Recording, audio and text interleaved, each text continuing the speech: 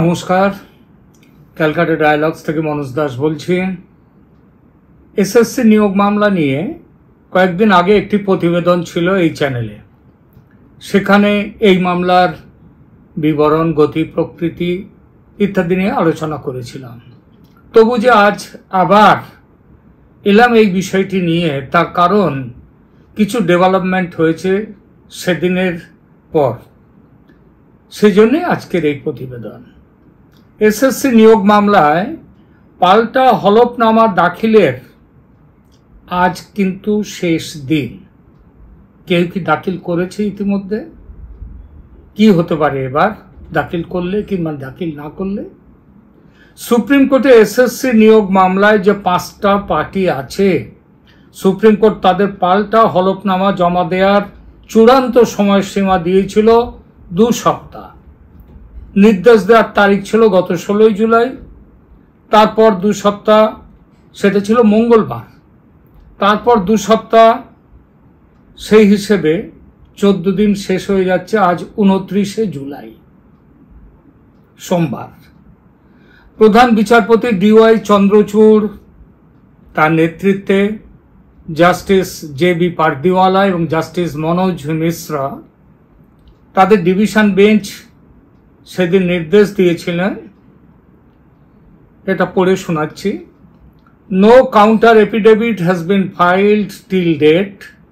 In the event that any of the respondents seek to file their counters, they shall do so on or before 2 weeks. If no counter is filed, then the right to file counter affidavit shall stand closed, and the proceedings shall be conducted on the basis of the record as it stands. অর্থাৎ এই মামলায় যতগুলো party আছে তাদের কেউ এখনো পর্যন্ত কোনো পাল্টা হলফনামা দাখিল করেনি। 2 সপ্তাহের মধ্যে বা তার আগে এটা করার সময় দেয়া হচ্ছে তাদের। যদি এর মধ্যে কেউ কোনো হলফনামা দাখিল না করে, তবে হলফনামা দাখিলের সময় শেষ হয়ে গেছে ধরে নিয়ে তারপরে মামলার প্রাথমিক নথির ওপর মামলার বিচার শুরু হবে। এই প্রসঙ্গে আপনাদের নিশ্চয় মনে আছে যে 5টি পার্টি বা পক্ষ আছে এই মামলাতে। তাদের তরফ থেকে মোট 33টা পিটিশন বা আবেদন দাখিল হয়েছে সুপ্রিম কোর্টে। এই 5টি পার্টি কারা? পশ্চিমবঙ্গ সরকার, পশ্চিমবঙ্গ স্কুল সার্ভিস কমিশন, চাকরিহারা যারা তাদের পক্ষ, যারা যোগ্য অথচ চাকরি পাননি তাদের পক্ষ, এবং কেন্দ্রীয় তদন্ত ব্যুরো বা সিবিআই। এই 5-এর মধ্যে সিবিআই বাদে বাকি 4 পক্ষের হলফনামার বিষয়টি দেখভাল করবার জন্য সর্বোচ্চ আদালতে 4 জন আইনজীবীকে নোডাল কাউন্সিল হিসেবে নিয়োগ করা হয়েছিল সেই দিনই। এক পক্ষের জন্য 1 জন। অর্থাৎ পশ্চিমবঙ্গ সরকারের জন্য নিযুক্ত নোডাল কাউন্সিল হলেন আস্থা শর্মা, যিনি নোডাল কাউন্সিল নিযুক্ত হওয়ার 2-1 দিন পর রাজ্য সরকার প্রত্যক্ষভাবে নয়, তবে অবশ্যই পরোক্ষভাবে আছে রাজ্য সরকারের হাত। তো এই পরোক্ষ হাতের সৌজন্যে শ্রীমতী আস্থা শর্মা তিনি আরেকটি কেসের দায়িত্ব পেয়েছেন রাজ্য সরকারের বখলমে। কেসটা হলো রাজভবনের সেই কন্ট্রাকচুয়াল যে ওয়ার্কার কর্মী, যিনি রাজ্যপালের বিরুদ্ধে শ্লীলতাহানির দাবি করেছিলেন কলকাতা পুলিশের কাছে, তিনি সুপ্রিম কোর্টে কেস করেছেন রাজভবনের রাজ্যপালের সেই ঘটনা নিয়ে।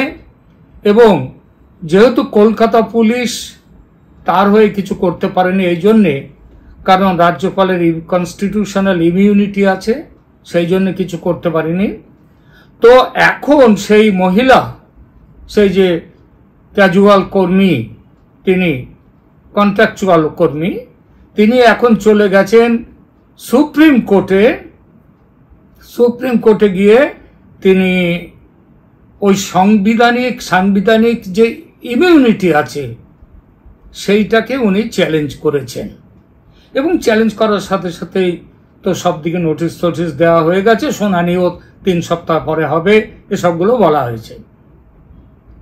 তো এই আস্থা শর্মা তিনি এই কেসে তিনি আবার কাউন্সিল নিযুক্ত হয়েছেন। তো কিছু গন্ধ পাচ্ছেন এই ব্যাপারে? আমি বলবো না, নিজেই বুঝে নিন। আলোচনা এগোবার শুরুতে একটু খেই ধরিয়ে দিই। 22 এপ্রিল কলকাতা হাইকোর্ট তার ডিভিশন বেঞ্চ রাজ্যের 25,753 জন শিক্ষক ও অশিক্ষক কর্মচারীর চাকরি বাতিল করে দিয়েছিল, নিয়োগ বাতিল করে দিয়েছিল দুর্নীতির দায়ে। এর বিরুদ্ধে রাজ্য সুপ্রিম কোর্টে চলে যায় এবং যাওয়ার প্রায় সঙ্গে সঙ্গেই 7 মে তারিখে প্রথম শুনানি হয়।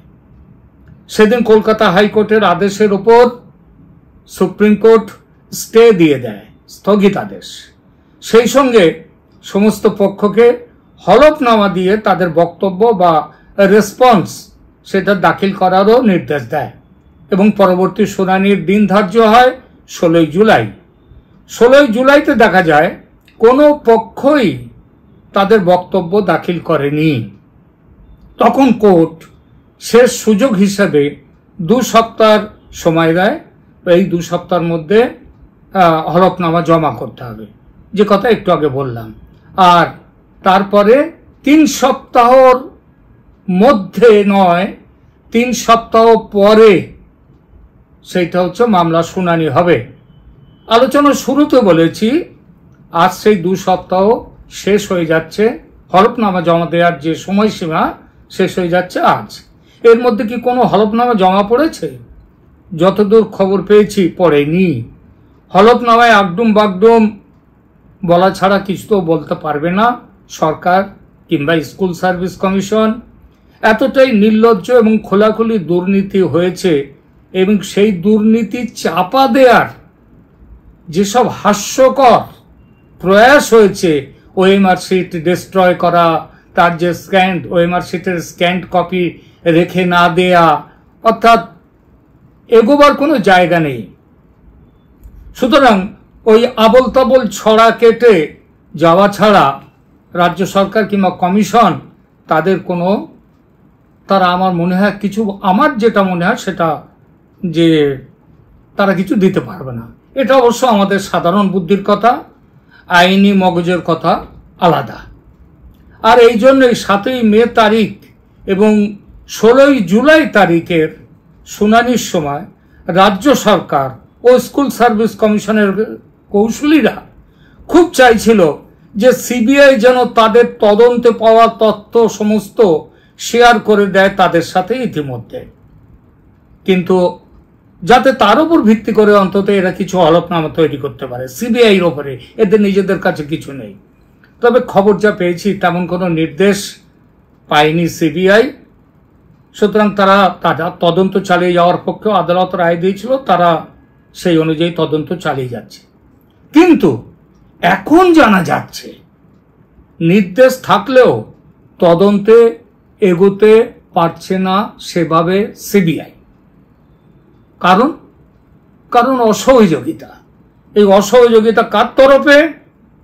খুলে বলছি বিষয়টা। এসএসসি নিয়োগ দুর্নীতিতে আদালতের নির্দেশে অবৈধ চাকরি প্রার্থীদের জেরা করতে গিয়ে বাধার মুখে পড়তে হচ্ছে সিবিআইকে। তদন্তকারী সংস্থার তরফে জানানো হয়েছে যে যেসব মহিলা অবৈধ উপায়ে চাকরি পেয়েছেন তাদের জেরা করতে সহযোগিতা করছে না শিক্ষা দপ্তর। এ ব্যাপারে বিকল্প পথ জানতে চেয়ে আদালতের দ্বারস্থ হতে চলেছে সিবিআই বলে সংবাদে প্রকাশ। সিবিআই সূত্রে জানা গেছে আদালতের নির্দেশে প্রায় 2600 জন অবৈধ চাকরি প্রাপককে তারা জেরা করে ফেলেছেন, জেরা শুরু করেছিলেন। তার মধ্যে এই 2600 জনের মধ্যে মহিলাদের মধ্যে 2450 জনের অবৈধ চাকরি প্রাপকের জেরার কাজ শেষ হয়ে গেছে, কিন্তু সমস্যা তৈরি হয়েছে 150 জন মহিলাকে নিয়ে। এই মহিলারা তারা কি বলছেন, আইন অনুসারে এদের সিবিআই দপ্তরে ডেকে জেরা করা যাবে না, জেরা করতে হবে ওই মহিলাদের সুবিধা মতো কোনো জায়গায়। কিন্তু এই বিপুল সংখ্যক মহিলা অবৈধ চাকরি প্রাপককে তাদের বাড়ি বা অন্য পছন্দ মতো জায়গায় গিয়ে জেরা করার পরিকাঠামো নেই সিবিআই এর। তদন্তকারীরা জানাচ্ছেন সেজন্য শিক্ষা দপ্তরের কাছে সাহায্য চেয়েছিলেন তারা। মনে রাখবেন, স্কুল শিক্ষা কমিশন নয়, শিক্ষা দপ্তরের কাছে, যেটা রাজ্য সরকারের সাথে যুক্ত একেবারে সরাসরি প্রত্যক্ষভাবে।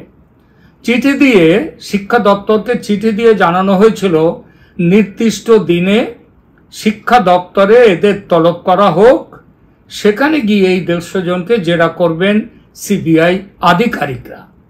কিন্তু সেই প্রস্তাব পত্রপাঠ খারিজ করে দিয়েছে শিক্ষা দপ্তর।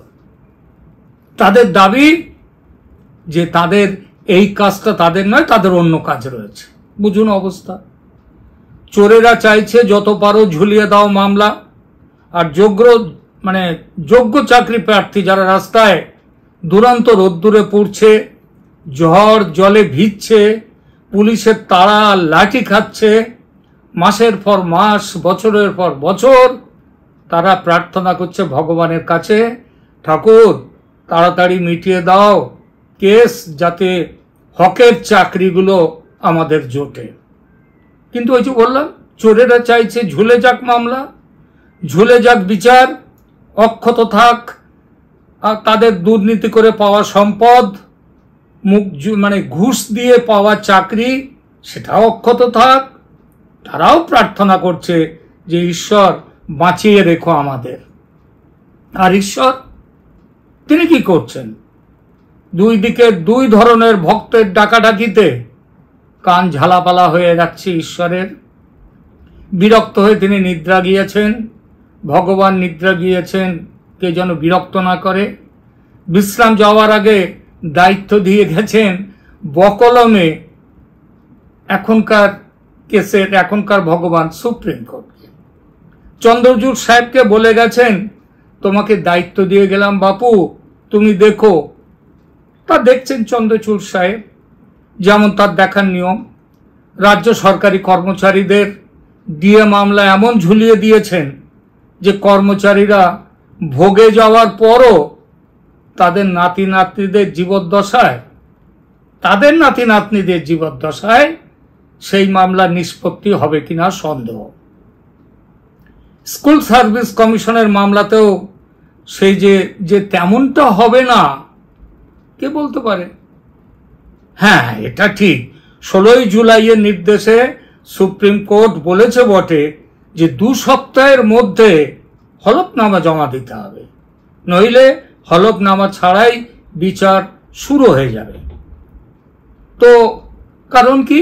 কারণ কোর্ট বিচারে নাকি বিলম্ব চায় না। খুব আশার কথা এটা। কিন্তু ঠিক একই কথা ডিএ মামলার ক্ষেত্রেও সুপ্রিম কোর্টের বিচারকরা বলেছিলেন, তারাও দেরি করতে চান না। কিন্তু 13 বার শুনানি পিছিয়ে যাওয়ার পর শুনানির 14 নম্বর তারিখ, সেটা পড়েছে এই 13 নম্বর শুনানি কয়েকদিন আগে হয়ে গেল, তার প্রায় 7 মাস পরে সামনের বছর জানুয়ারিতে গিয়ে পড়েছে সেই দিন। আবার ওই জানুয়ারি মাসে ওই বেঞ্চের প্রধান বিচারপতি তিনি অবসর নেবেন। অবসরের আগে যে কেসটা ছুঁয়ে না বলছেন সবাই বিচারপতিরা, সেই কেস কি ছোবেন কি জানি, দেখা যাক। তো সুপ্রিম কোর্টের দ্রুত মামলার নিষ্পত্তির এই হচ্ছে তাদের এখনকার ধরন। তো এই ধরন নিয়ে কেউ কি কোনো প্রশ্ন করবেন? আরো একটা কথা, এই মামলার শুনানি হওয়ার কথা 3 সপ্তাহ পরে। এই 3 সপ্তাহ পরে মানে কথাটা একটু ভালো করে খেয়াল করুন। তারা বলেছিল হলফনামা জমা দিতে হবে 2 সপ্তাহের মধ্যে, আর এটা হলো 3 সপ্তাহ পরে। তো 3 সপ্তাহ পরে যদি থাকতো 4 সপ্তাহের মধ্যে এর হিয়ারিং হবে, সেটা কিন্তু বলা হয়নি। অর্থাৎ 3 সপ্তাহ পরে হিয়ারিংটা, ওটা 3 মাস পরেও হতে পারে, 3 বছর পরেও হতে পারে, অথবা বারবার ডেট পাল্টে 3 বছর কেন 30 বছরও টেনে নিয়ে যাওয়া হতে পারে। এই পরিস্থিতি থেকে পরিত্রাণ পাওয়ার কোনো পথ আপাতত কি নজরে আসছে? কারণ সুপ্রিম কোর্ট কিন্তু বিশেষ ব্যক্তিদের ক্ষেত্রে বিশেষ ব্যক্তির প্রতি তাদের বিশেষ সুনজর আছে। এই সুনজর এই ব্যক্তিদের তালিকায় মমতা দেবী কি আছেন? না, নেই। তার বা তার সরকারের প্রতি সুপ্রিম কোর্টের প্রগাঢ় প্রেমের কিছু পূর্ব নমুনা দেখে এই সন্দেহটা কিন্তু মনে উঠেই যায়। সুতরাং এই যে কেলোর কীর্তিতে পড়েছে মমতা সরকার, এর থেকে বাঁচবার জন্যে সুপ্রিম কোর্ট শেষ ভরসা, এবং সুপ্রিম কোর্ট এই মামলা নিয়ে অনন্ত নিদ্রায়ও যেতে পারেন। সেই কথাটা একটুখানি বলি, কিভাবে অনন্ত নিদ্রায় যাবেন। থাক, আমার নিজের কথায় এ কথা বলবো না, এই প্রেমের প্রকাশ করব না, তাতে কন্টেম্পট অফ কোর্টের চক্করে ফেসে যেতে পারি। সুতরাং কলকাতা হাইকোর্টের আলোড়ন সৃষ্টিকারী বিচারপতি, প্রাক্তন বিচারপতি যিনি বর্তমানে সাংসদ, তিনি সেই অভিজিৎ গাঙ্গুলির একটি ইন্টারভিউতে বলা কয়েকটা কথাগুলো এখানে বলে দিই। এটা আমার কথা নয়, ওই যে বললাম জাস্টিস প্রাক্তন বিচারপতি অভিজিৎ গাঙ্গুলির কথা। তিনি কি বলেছেন? এসএসসি মামলার দুর্নীতি কিন্তু প্রথম ধরেন তিনি, সেখান থেকে হাইকোর্টের ডিভিশন বেঞ্চ ঘুরে মামলা এখন সুপ্রিম কোর্টে। সুপ্রিম কোর্ট স্টে দেওয়ার পর তিনি বলেছিলেন সুপ্রিম কোর্টের কিছু বিচারপতি কি মমতা ব্যানার্জিকে বাঁচাতে উঠে পড়ে লেগেছেন। এই যে দিনের পর দিন একটা অতি গুরুত্বপূর্ণ মামলা পড়ে আছে এবং জজেরা শুনছেন না, আমি এর তীব্র নিন্দা করছি। এভাবে বিচার ব্যবস্থা চলতে পারে না। আমি তো একজন প্রাক্তন বিচারপতি যে ওই বিষয়টা সামনে বের করে এনেছিলাম। 2 দিন আগে সুপ্রিম কোর্ট কিভাবে স্টে অর্ডার দিয়ে দেয়, ইনভেস্টিগেশন চলবে কিন্তু মামলার হিয়ারিং হবে না। এখন এই যে সব আদেশ হচ্ছে, হঠাৎ গেলেই স্টে হচ্ছে।